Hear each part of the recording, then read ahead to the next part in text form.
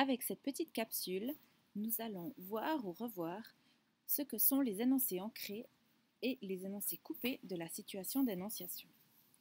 Alors tout d'abord, un petit rappel sur la situation d'énonciation. Qu'est-ce que c'est?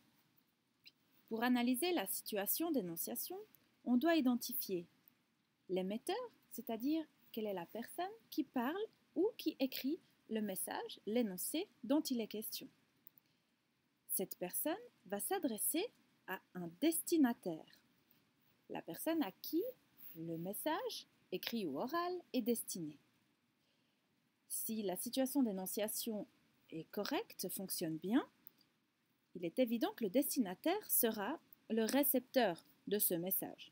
Il peut arriver toutefois que le récepteur ne soit pas le destinataire. Peut-être l'avez-vous vécu dans le cas où un prof tombe malencontreusement sur un billet qui ne lui était pas adressé. Ici, le récepteur, le prof, n'était pas du tout le destinataire du message. Dans ce message, justement, ce message est inséré dans un lieu et à un moment donné. Ces deux éléments forment le contexte. Et l'énoncé, le message, ce qui est dit, aura une visée, un but. On va écrire ou parler dans un but précis. Pour expliquer, comme je suis en train de le faire, ou pour argumenter, essayer de convaincre. On peut aussi parler pour raconter. Il y a différents buts, différentes visées. Et en fonction de la visée, mais aussi en fonction du destinataire, du moment et du lieu d'énonciation, on va utiliser un registre de langue.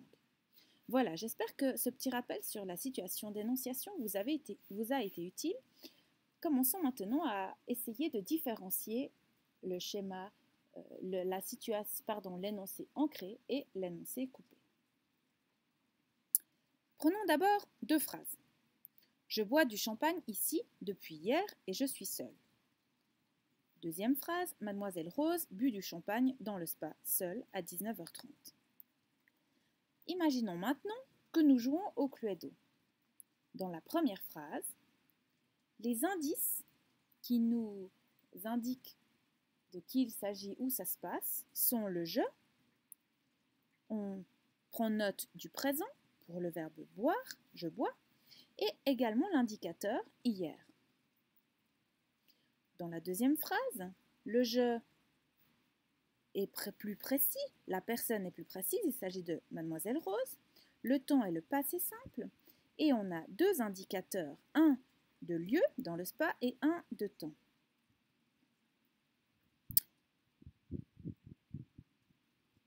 Les énoncés ancrés.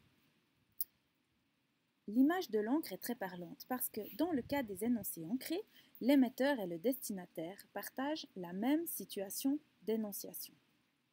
Ça veut dire que on a une compréhension, on est dans le moment, on est dans le lieu, on est en face de la personne ou en train d'écrire à la personne à qui on veut s'adresser. Ainsi, le temps de référence sera le présent, l'indicatif présent. On va bien évidemment utiliser le passé composé, l'imparfait ou le futur pour établir une chronologie. Et puis les indices d'énonciation sont les pronoms personnels je, tu, nous, vous, donc première et deuxième personne, et puis des adverbes de temps et de lieu de type ici, demain, maintenant, hier, et des déterminants démonstratifs, ce ou possessifs, mon, ma, ton, ta, notre, vos. Reprenons notre phrase. Je bois du champagne ici depuis hier et je suis seule. Ici, si je ne suis pas le destinataire du message, je ne peux pas comprendre l'énoncé si je n'ai pas le contexte, les éléments de la situation d'énonciation. C'est pourquoi je dis que ces éléments sont rattachés à la situation d'énonciation. Rattaché est un synonyme d'ancré. Ancré, attaché à la situation d'énonciation. Ainsi, si je reprends mon exemple du Cluedo, je ne peux pas savoir de qui il s'agit si je n'ai pas d'autres informations, si je ne sais pas qui est en train de parler.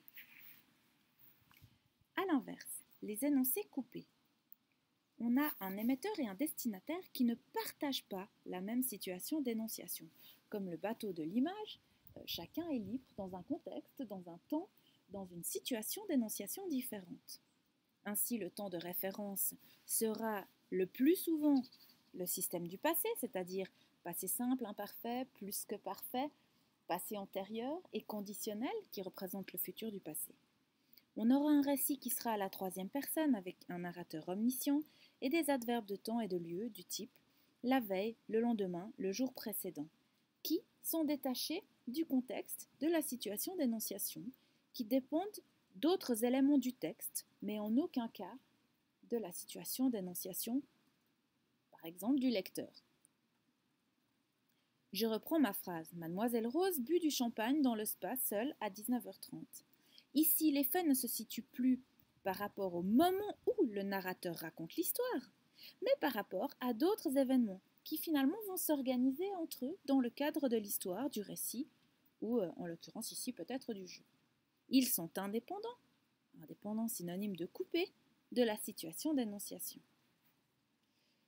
Vous retrouvez dans cette synthèse les différents indices qui permettent de reconnaître s'il s'agit d'un énoncé ancré ou d'un énoncé coupé.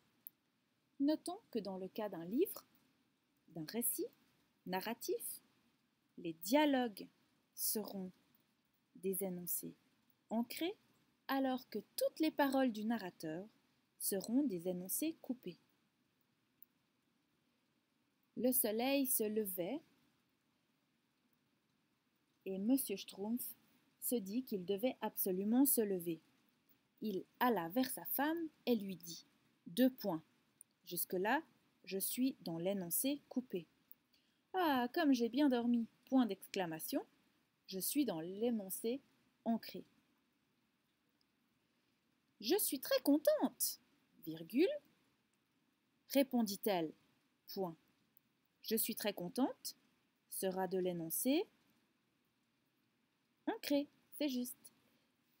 Lui répondit-elle, sera de l'énoncé coupé. À vous maintenant de vérifier vos connaissances.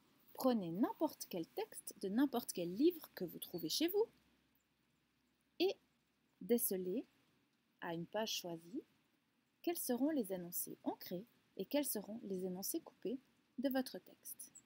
Bien du plaisir!